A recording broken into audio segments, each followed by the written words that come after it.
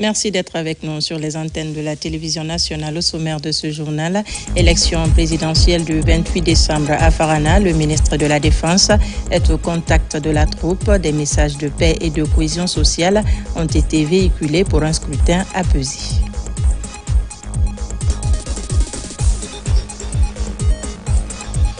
Rétrospective 2025, place au secteur de l'élevage et de la pêche. Des changements ont été opérés, des initiatives qui montrent une volonté de structurer ces secteurs pour assurer la durabilité et leur contribution au développement économique du pays. Nous irons au Maroc pour parler du festival Timitar, un rendez-vous culturel qui mobilise des musiciens venus de tous les coins du monde, espace de dialogue et de partage d'idées entre les festivaliers. C'est tout pour les titres. Bonsoir et vous êtes les bienvenus à la une de l'actualité ce soir. Vers la présidentielle du 28 décembre 2025, le ministère de l'Administration du Territoire et de la Décentralisation est renforcé sur le plan de la logistique. En effet, l'État vient de mettre à la disposition du département de nouveaux véhicules. C'est pour permettre au cadre d'assurer la supervision du scrutin. Amadou Touré, Abdulrazak Souma. Des véhicules 4x4 mis à la disposition du ministère de l'Administration du Territoire et de la Décentralisation pour la restauration de l'autorité de l'État d'une part et de l'autre, assurer la supervision du scrutin présidentiel du 28 décembre 2025. C'est une initiative du gouvernement guinéen pour permettre au cadre de ce département en charge des élections de veiller à la bonne organisation du scrutin présidentiel. Le président de la République, Monsieur Mamadi Doumbouya, chef de l'État, a pris toutes les dispositions pour mettre le département dans les conditions opérationnelles pour assurer, n'est-ce pas, cette mission. 332 sous-préfets sont dotés aujourd'hui de moyens de déplacement. Les 33 préfets sont aussi dotés des véhicules sortis d'usine. Les 8 gouverneurs pour restaurer l'autorité de l'État à la base. Nous le remercions. Parallèlement, le département, à travers la Direction générale des élections, a lancé la formation des formateurs seniors des membres des commissions administratives de centralisation des votes, CACV. Pendant 2 jours, ces magistrats, cadres du département de l'administration du territoire et de la décentralisation et autres personnes ressources vont approfondir leurs connaissances sur les procédures de composition et de désignation des membres des bureaux de vote, le dépouillement des votes et la transmission des résultats. Nous vous tendons cette main franche de continuer à faire cette jeune direction qui est la Direction générale des élections pour que nous puissions ensemble relever ce deuxième défi. Au même moment, la Direction générale des élections a lancé la formation des formateurs nationaux des membres des bureaux de vote. Toutes ces initiatives visent à concourir à la réussite du scrutin présidentiel du 28 décembre 2025. Le président de la Haute Autorité de la Communication poursuit sa tournée de sensibilisation à l'intérieur du pays. Boubacar Yassine Diallo était à Kindia où il a rencontré les journalistes des médias publics et privés autour des questions de responsabilité sociale des journalistes. Le point avec Yassila. La région de Kindia a constitué la deuxième étape de sa tournée nationale, cruciale à l'approche de l'élection présidentielle prévue le 28 décembre 2025. Le président de la Haute Autorité de la Communication, Boubacar Yassine Diallo, est venu témoigner sa reconnaissance au travail bien fait des journalistes de Kindia pendant le référendum passé. Faites très bien pendant 1 an tous. Le jour où un seul fait mal, on ne le citera pas, on dira la presse. On dira la presse. Alors que c'est un individu qui a mal fait son travail. Je voudrais donc vous féliciter pour le travail professionnel que vous avez fait pendant le référendum, qui a été pacifique sur l'ensemble du territoire. Je vous demande humblement d'assumer de la même manière la couverture médiatique de l'élection présidentielle du 28 décembre 2025. Plusieurs autres points ont été soulignés, notamment la fragilité du secteur de la presse du point de vue économique, la création des sites web au lieu de web TV qui n'est pas autorisé par la loi et la gestion transparente des subventions publiques. Entièrement à votre disposition, chers journalistes. Faites en sorte que toute information que vous devez diffuser, que vous avez la certitude, que vous l'avez vérifiée, que vous l'avez débarrassé des débits qui peuvent servir d'acteurs. Cette tournée de sensibilisation du président de la Haute Autorité de la Communication se poursuit dans les autres régions de la Guinée. Je vous l'annonçais dans les titres, le ministre de la Défense nationale est à Farana. Il a pris part au rassemblement général de la troupe à la portion centrale du bataillon autonome de la dite région. Des messages de félicitations et d'encouragement ont été formulés par l'ambassadeur Aboubakar Sidiki Camara à la troupe. Caporal Mabinti Keïta, correspondante de la presse militaire. En séjour dans la savane guinéenne, le ministre de la Défense nationale est à la portion centrale du bataillon autonome de Farana. Il prend part au rassemblement général de la troupe. Devant le commandement des forces de défense et de sécurité de la région, le général Aboubakar Sidiki Camara a transmis à la troupe le message de félicitations et d'encouragement du commandant en chef des forces armées guinéennes pour la discipline, l'intégrité et la vigilance observées au quotidien. Quand un subordonné il fait son boulot, on lui félicite, on ne le remercie pas, parce que c'est son devoir.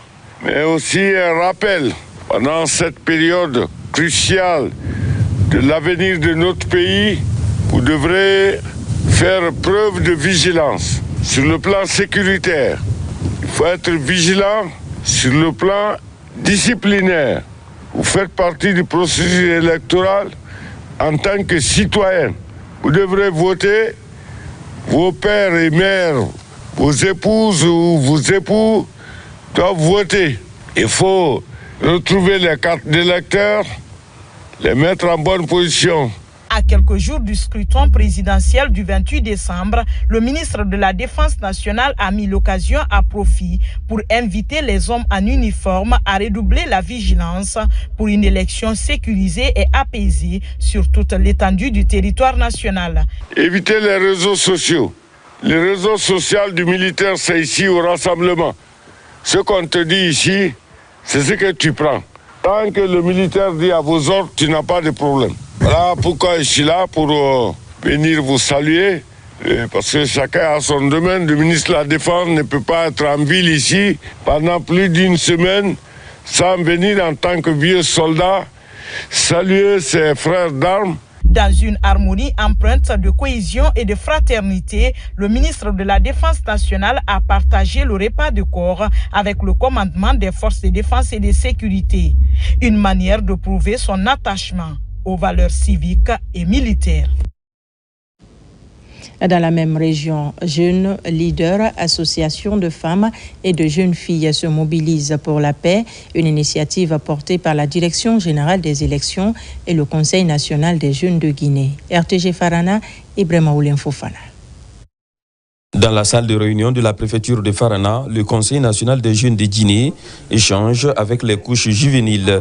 Ce cadre de sensibilisation s'inscrit dans le partenariat entre le ministère de l'administration du territoire et le ministère de la jeunesse pour prévenir les tensions en période électorale. Il faut que pendant les élections, qu'il y ait la paix, qu'il y ait la cohésion et que la mobilisation soit très forte. Tous ceux qui ont l'âge de voter, qui disposent des cartes, dites-leur d'aller vers les bureaux de vote et essayer de voter pour la personne qu'ils veulent. Les échanges portent sur les enjeux électoraux et la préservation de la paix. La direction régionale des élections et le Conseil national des jeunes prêtent une oreille attentive aux préoccupations des participants afin de mieux les éclairer sur leur rôle et responsabilités. Alors nous sommes ici parce que le 28 décembre 2025, toute la population guinéenne, en grande partie composée de jeunes, sera appelée aux urnes pour voter.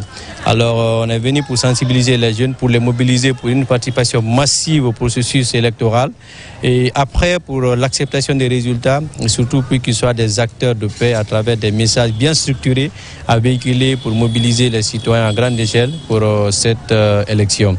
Au cours des échanges, nous avons compris le comportement qu'on doit adopter avant les élections, pendant les élections et après les élections. Je sors vraiment satisfait, je sors outillé parce que je sais déjà le comportement que je dois adopter avant le 28, pendant le 28 et après le 28. Cette campagne de mobilisation citoyenne menée avec l'implication de la société civile vise une participation électorale responsable, la prévention des tensions et violences, le respect des règles électorales et de la cohésion sociale tout au long du processus électoral.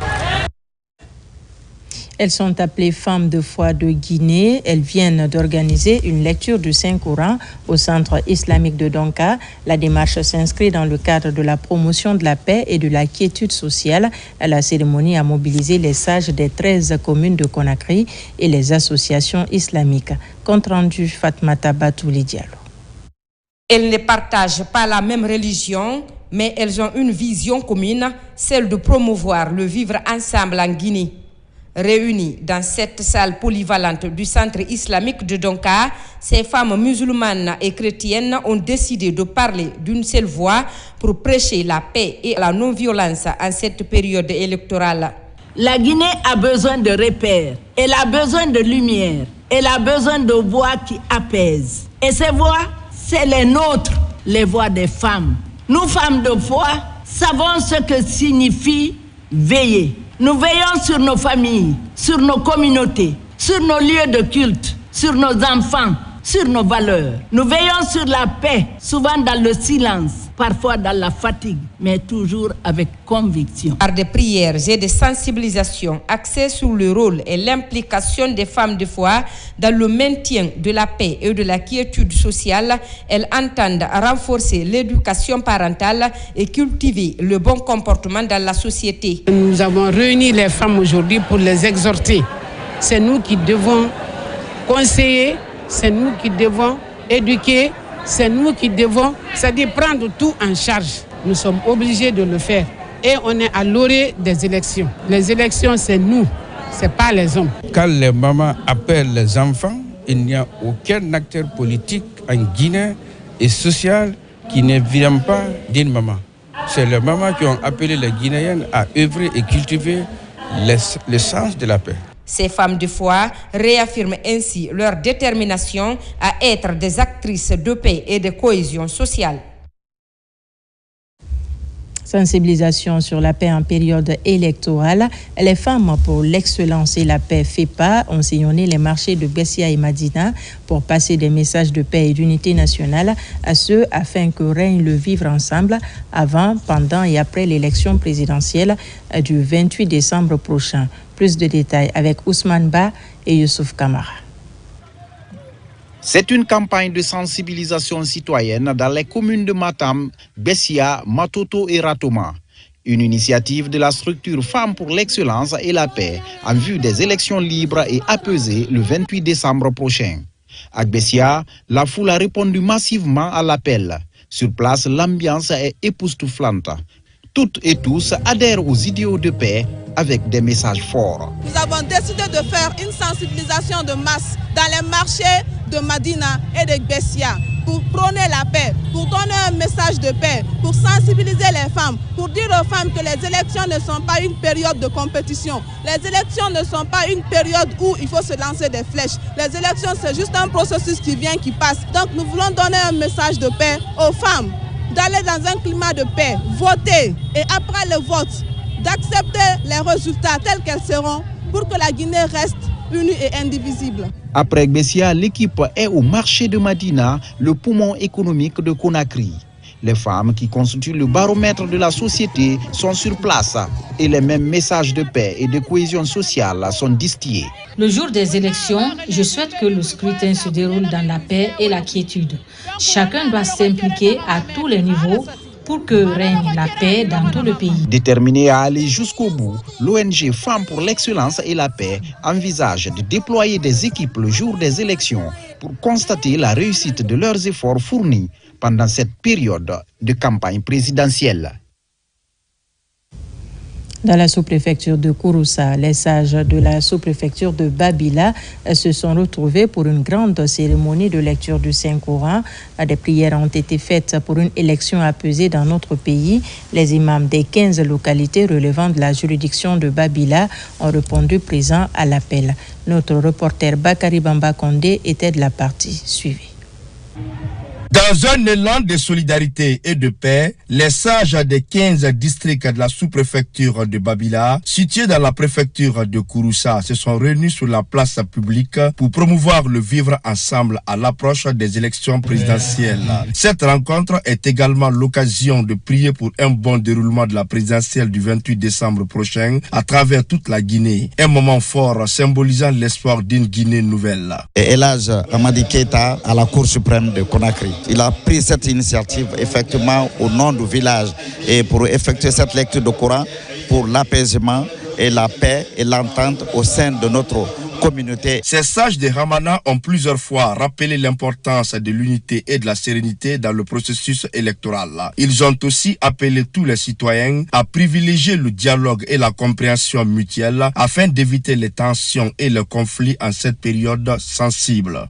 C'est pour une élection apaisée que cette cérémonie est initiée, mais aussi pour la prospérité et le développement du pays, qu'il y ait assez de bonheur en Guinée et que tout le monde en bénéficie. Nous demandons à tous les Guinéens de mettre le pays au-dessus de tout. Les autorités sous-préfectorales ont évoqué le rôle crucial des élections dans le développement du pays et insisté sur le droit de vote, soulignant que chaque voix compte. La sensibilisation est en cours, savoir voter dans les urnes. Dans la paix et tranquillité, on a les présidents des districts et consorts qui s'entretiennent avec les gens, la communauté et autres, pour qu'il y ait toujours la paix dans la communauté.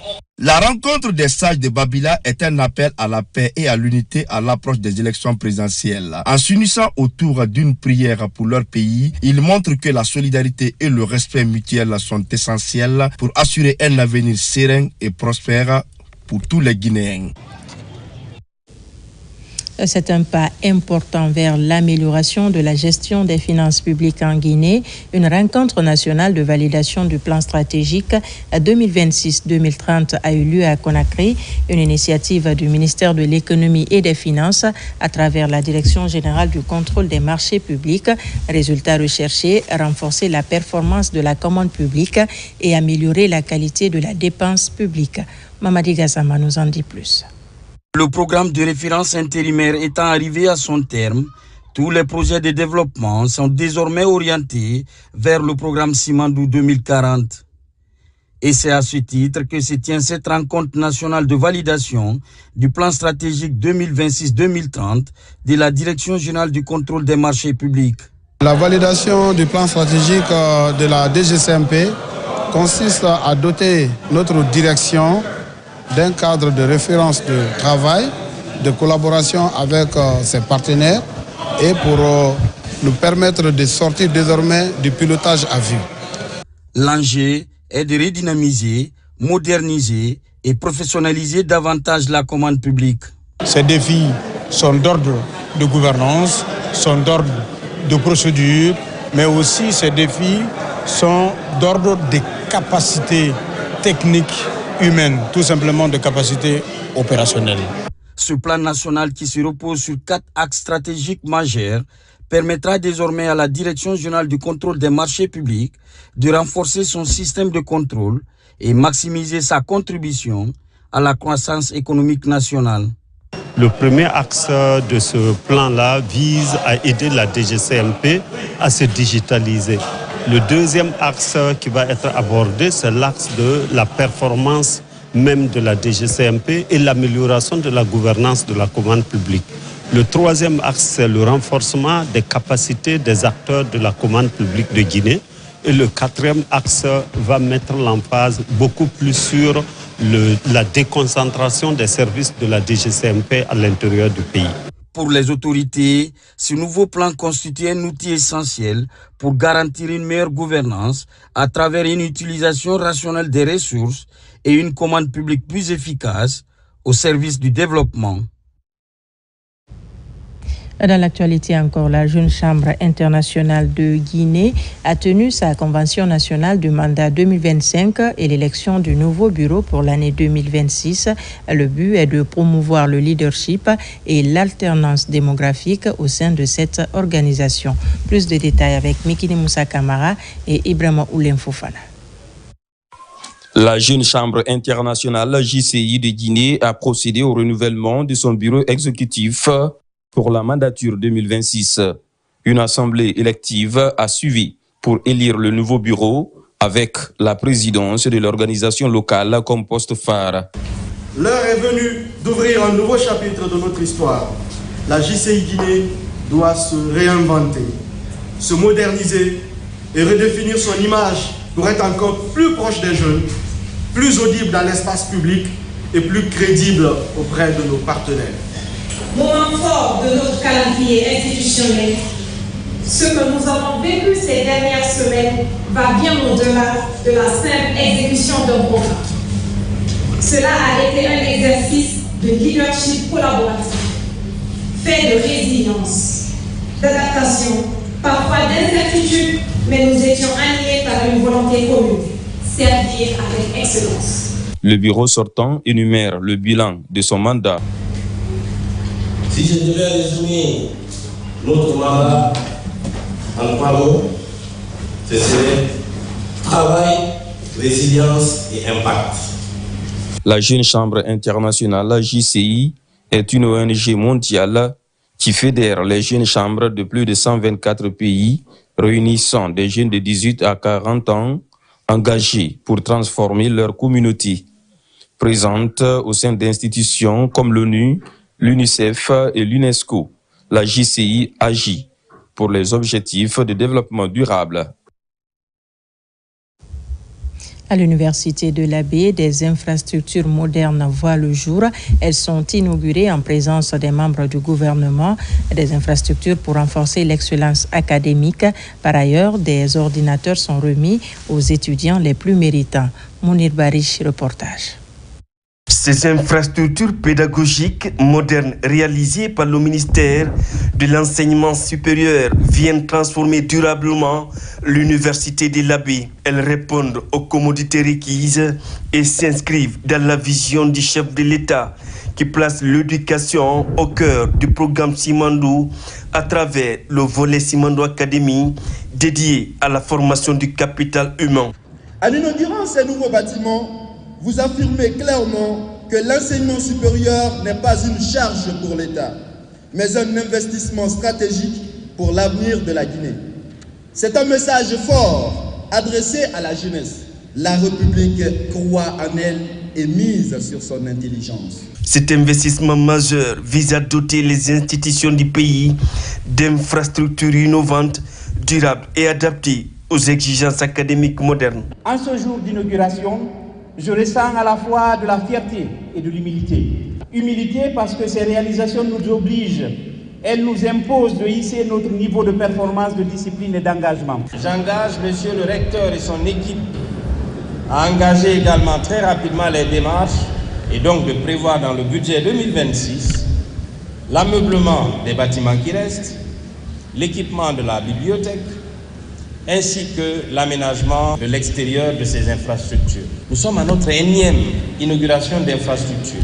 Nous en sommes très fiers, parce que cela répond à une problématique fondamentale. Pour que l'enseignement supérieur, la recherche scientifique et l'innovation puissent se développer, il faut avoir des infrastructures de qualité. La cérémonie est également marquée par une séance de fitness et la remise d'une importante quantité d'ordinateurs aux étudiants distingués par l'excellence académique. Un tour à l'usine de pommes de terre de Mamou. La patronne de l'industrie et des PME est de passage après la rénovation des installations. C'est dans l'optique de réactiver la machine industrielle de la Guinée. Reportage de Ali Badara Kondi. Le gouvernement poursuit sa politique de relance industrielle. En Mamou, la ministre de l'Industrie et des PME, Dr Diaka Sidibé, s'est rendue sur le site de l'ancienne usine de conserverie de la pomme de terre. Aujourd'hui complètement rénovée avec des équipements de pointe pour la transformation de la pomme de terre en fruits. Avec tous les risques que cela dénote, nous avons pris l'usine de Mamou afin de pouvoir la relancer. Aujourd'hui, nous faisons les frites surgelées. Les frites surgelées dans les sachets qui sont souvent à 1 kg, 2 kg et 2 kg 500. Et nous avons ici une chaîne qui fait 1 tonne l'heure. Dans les aménagements, on peut aménager les heures, donc on peut avoir 10 tonnes de frites par jour. Donc vous avez une chaîne d'une très grande capacité qui peut aujourd'hui absorber une grande quantité de pommes de terre. La transformation de cette ancienne conserverie en une usine de fruits est le fruit d'un partenariat public-privé. Et la visite de la ministre de tutelle symbolise une nouvelle ère pour l'industrialisation guinéenne. Aujourd'hui, nous pouvons nous rassurer que nous sommes pratiquement à 80% dans le cadre des travaux d'infrastructure. La chaîne est déjà installée et nous espérons que dans les 2 prochaines semaines, nous allons mettre les lignes en marche pour le test et que nous puissions avoir aussi des produits de qualité. Désormais, qu'on se dise quand même la région de Mamou, Pita et autres qui sont le cœur battant même de la pomme de terre. Nous avons voulu que cette usine s'implante ici et que nous puissions avoir désormais des frites surgelées en Guinée. Non loin de cette unité industrielle, Dr Diaka Sidibé a poursuivi sa visite dans les installations de l'ancienne usine d'outillage agricole de Mamou. Elle était autrefois dédiée à la fabrication d'outils et d'équipements agricoles. Promouvoir un environnement de travail sans violence, c'est l'objectif d'une campagne lancée au ministère de l'Hydraulique et des Hydrocarbures. Cette année, la campagne est placée sous le thème « Pas d'excuses, tous unis pour mettre fin à la violence numérique faite aux femmes et aux enfants ». Mariama Kamara pour des précisions. Le ministère de l'Hydraulique et des Hydrocarbures a officiellement lancé ses actions de sensibilisation dans le cadre des 16 jours d'activisme contre les violences basées sur le genre. Une occasion pour rappeler à tous les cadres et agents leur rôle essentiel pour prévenir et dénoncer ces violences afin de garantir un milieu professionnel sûr et respectueux. En se connectant, il faut qu'on sache d'abord à quoi on s'expose. Les images, quand elles sont diffusées une seule fois, dans 10 ans après, on peut retrouver les mêmes images. Pour lutter quelque chose, il faut savoir ce que c'est. On veut les sensibiliser, les former aussi, qu'il y ait une approche très directe par rapport à la sensibilisation. À cette occasion, l'ensemble du personnel a été encouragé à devenir des ambassadeurs de cette lutte, mais aussi à renforcer la vigilance collective face à ces nouveaux dangers. Je lance un appel solennel à toutes les femmes du département, à toutes les directions du département relevant de notre ministère de porter ce message dans les foyers, dans les entreprises. Il faut qu'on dise non aux violences faites aux femmes. Aujourd'hui, nous avons mis en place des plateformes de discussion, d'échange pour enfin prendre en main toute forme de violence. Nous voulons animer un environnement sain, un environnement durable. Avec cette initiative, le ministère réaffirme son engagement à protéger les droits des femmes et des enfants, tout en soutenant toutes les actions en faveur d'une société plus juste et plus équitable. Sur un autre plan, l'ONG La Force Citoyenne mobilise des étudiants autour d'un sujet de société sans tabou. Les effets liés à l'excision et d'autres sujets concernant la vie sexuelle et reproductive sont abordés. L'objectif est d'apprendre aux jeunes à mieux connaître leur corps. Maïmouna Bella Diallo. C'est un sujet d'actualité majeure au sein de nos sociétés. Face à la persistance de pratiques néfastes telles que l'excision, l'ONG Force Citoyenne mobilise des étudiants et des spécialistes de la santé afin d'aborder les questions liées à la santé et au bien-être psychologique des jeunes. La démystification du corps humain et la lutte contre les tabous sont au cœur des panels organisés. Ça me sert à mieux pouvoir discuter autour de moi, influencer peut-être mes petites sœurs, mes jeunes frères aussi, et à mieux sensibiliser autour de moi. Mon attente, c'est que les jeunes soient à l'écoute. C'est important de connaître et de comprendre son corps. Parce que si on ne connaît pas son corps, on ne peut pas être à l'écoute.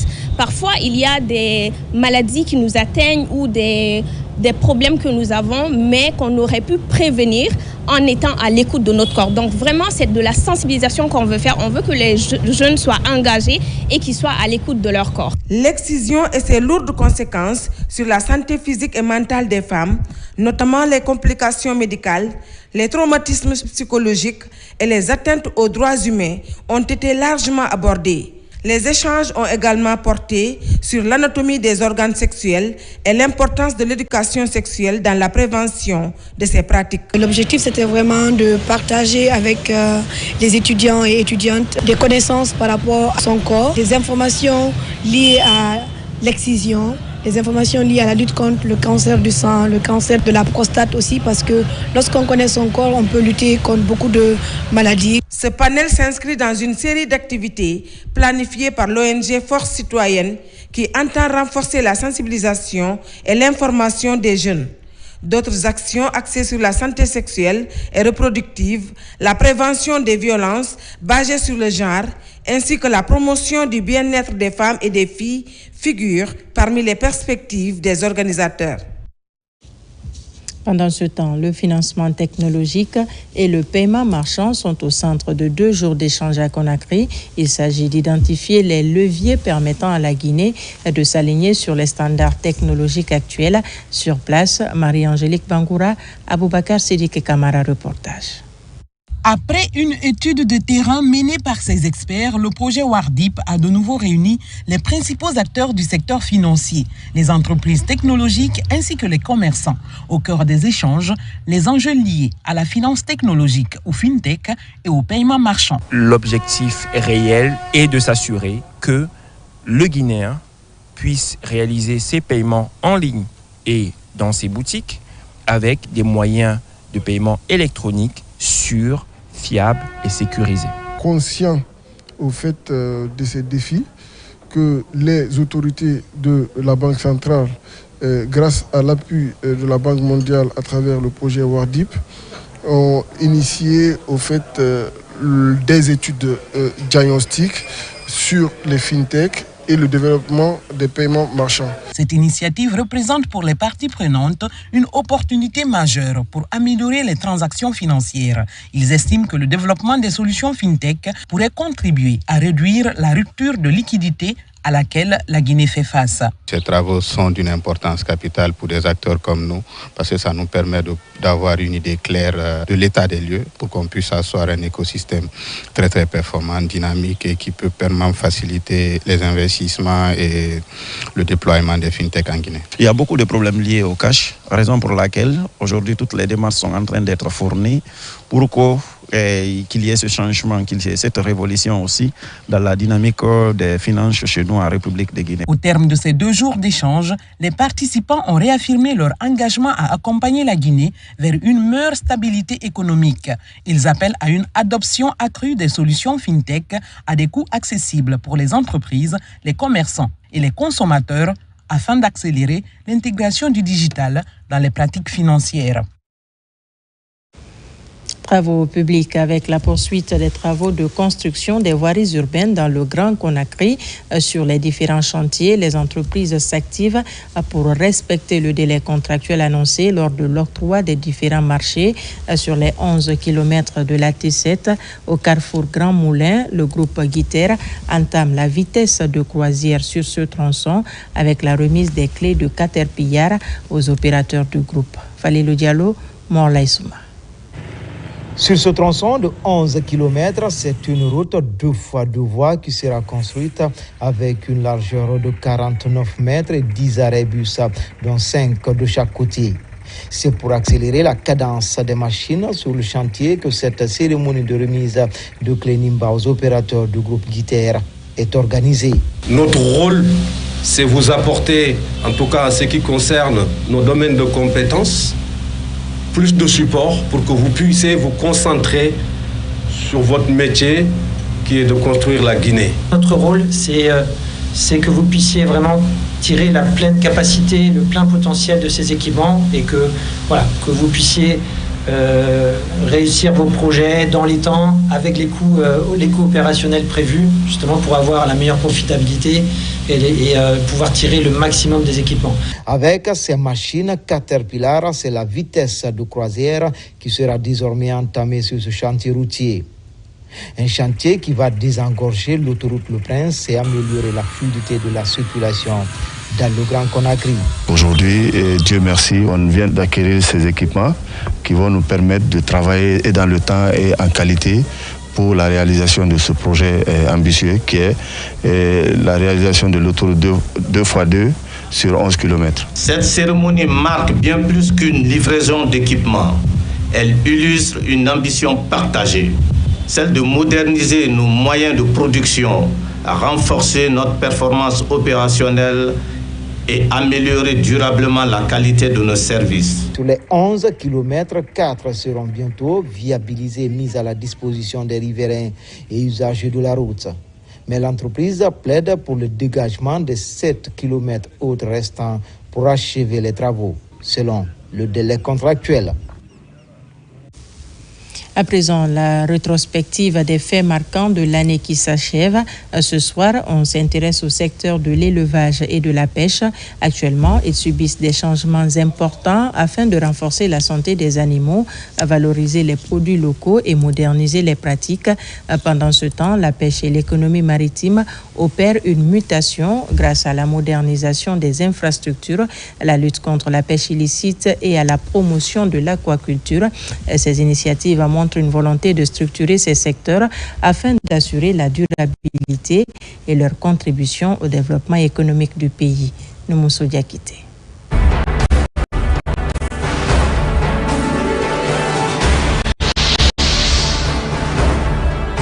L'année qui s'achève aura été marquée par une dynamique nouvelle dans le monde rural guinéen, affirmant ainsi son rôle essentiel dans le développement national. Au ministère de l'Élevage, sous la direction de Félix Lama, des mesures réglementaires ont été mises en place, telles que l'élaboration de textes d'application du Code pastoral, du Code de l'élevage et des produits animaux, ainsi qu'un guide des bonnes pratiques en élevage intensif. Pour relancer la filière avicole et en réponse à la grippe aviaire, le ministère a distribué gratuitement 600 000 poussins et 400 tonnes d'aliments, subventionné 100 000 tonnes de maïs, en plus d'appuyer les porciculteurs de la région forestière. 851 fermes fonctionnelles ont été intégrées dans une base de données nationale en cours de conception et un réseau vétérinaire national a été mis en place, renforcé par un dispositif de vaccination plus efficace. Ainsi, une campagne nationale de vaccination gratuite contre la rage avec 300 000 doses disponibles a été lancée, accompagnée d'un outil digital innovant pour surveiller la santé des animaux vaccinés. Pour résoudre les conflits entre éleveurs et agriculteurs, des mesures strictes ont été prises par le président Mamadi Doumbouya et supervisées par le ministre Félix Lama en octroyant des zones de pâturage et en interdisant la transhumance frontalière. Par ailleurs, un partenariat avec l'Agence brésilienne de coopération a été établi pour améliorer la génétique des vaches de la race locale Ndama et un programme national d'insémination de 2000 vaches a été lancé avec la FAO.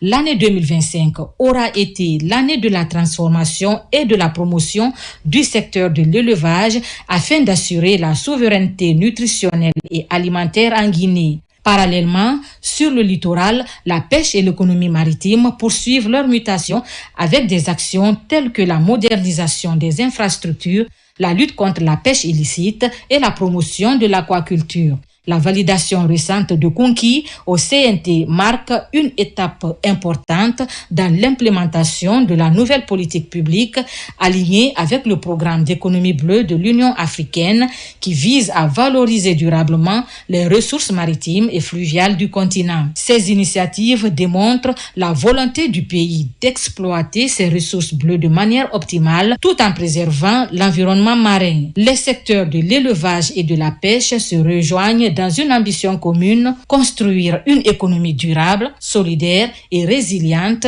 où le monde rural joue un rôle central dans le développement économique et social de la Guinée.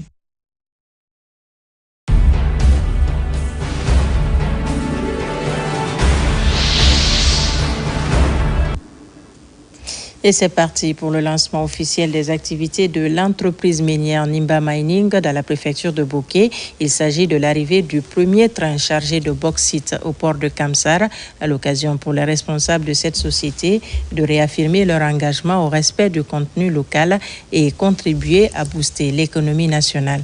Younoussa Tawel Kamara est notre correspondant dans la région. C'est le premier train minéralier du Nimba Mining Company. L'arrivée de ce train chargé de bauxite ici au port de Kamsar annonce le démarrage effectif des activités de cette compagnie minière qui évolue dans la région de Boké, plus précisément dans la zone de Tingilinta, sous-préfecture de Sangaredi.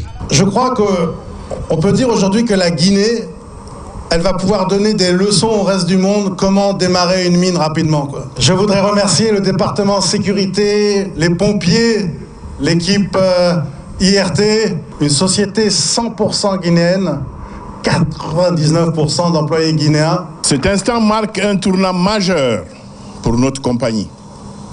Pour la première fois, notre chaîne logistique fonctionne de bout en bout, de l'extraction au chargement maritime. Ce lancement est le résultat d'un travail collectif exceptionnel. Nos équipes de la mine, du chemin de fer, du port, de la maintenance, de la sécurité, de la sûreté industrielle, de l'environnement et de l'ingénierie, sans oublier nos supports de gestion de l'entreprise. Le lancement officiel des activités du Nimba Mining Company suscite beaucoup d'engouement et d'espoir chez les travailleurs.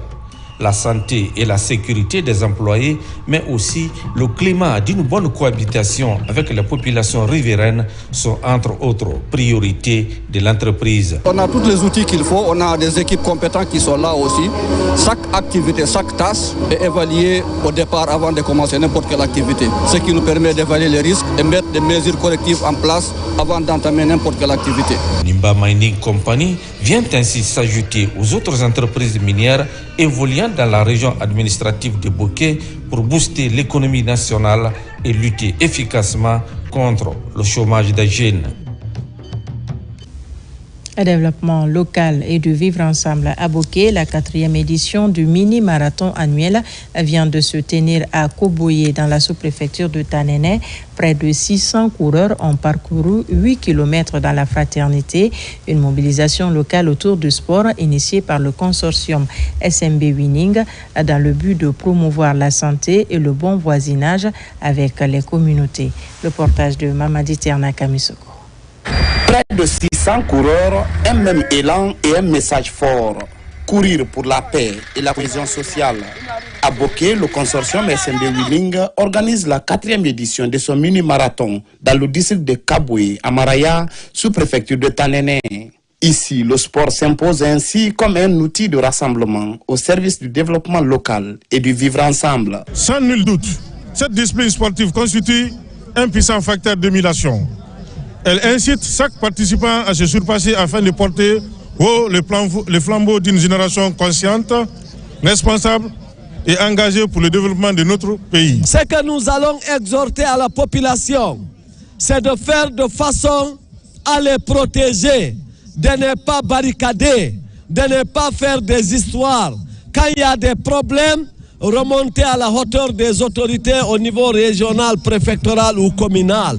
Travailleurs du consortium, jeunes de la commune urbaine, agents de l'administration et représentants des collectivités locales ont parcouru 8 km aller-retour, tous à chance égale.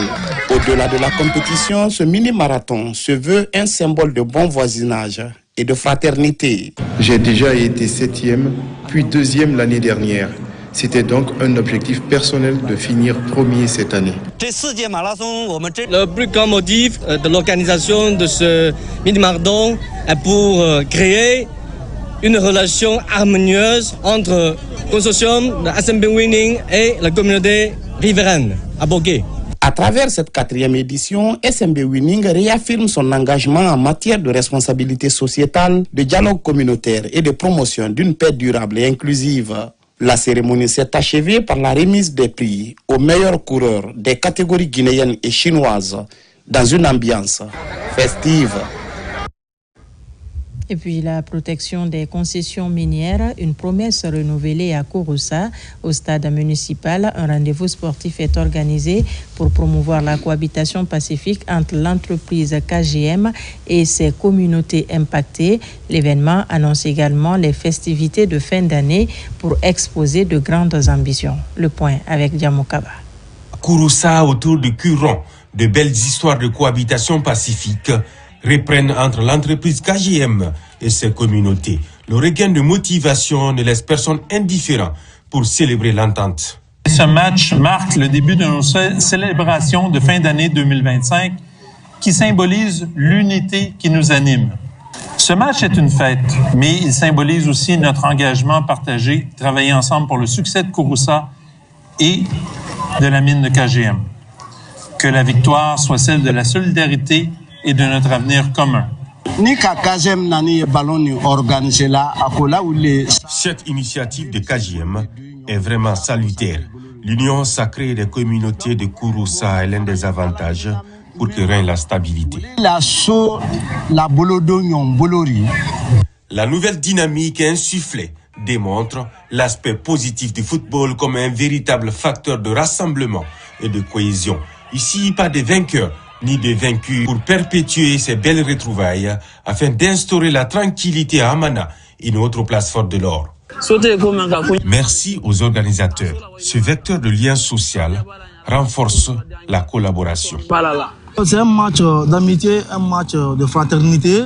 Ça garantit la sûreté et la communauté. Ce symbole fort posé par Kouroussa Gold Mine a une autre idée, celle de doter les communautés riveraines de mécanismes d'autogestion et de prévention de conflits, avec en toile de fond des messages de sensibilisation à la paix. Culture pour terminer, on se rend dans la ville de Agadir au Maroc pour vivre le festival Timitar, un rendez-vous culturel qui mobilise des musiciens venus de tous les coins du monde. Ce festival est un véritable espace de dialogue et de partage d'idées entre les festivaliers. On retrouve notre envoyé spécial, Ousmane Ba. Le festival Timitar d'Agadir au Maroc se veut un espace de dialogue où se côtoient les cultures maghrébines avec la musique amazigh et celle du monde entier. Le festival démarre par des points de presse comme pour souhaiter la bienvenue à l'ensemble des participants avec la musique comme facteur incontournable d'intégration des peuples. J'avais d'ailleurs accueilli il y a quelques années Siko Bombino, mais aussi d'autres artistes de Guinée, sans oublier les artistes de renom comme Youssou N'Dour, Salif Keita ou Moussa Ngaré, tous ces artistes qui sont venus se produire pendant des années ici au Festival Timitar. Mais cette année particulièrement, on accueille un plateau africain assez riche avec des artistes notamment issus du pays qui vont participer à la Cannes cette année. Cette 20e édition mobilise des talents.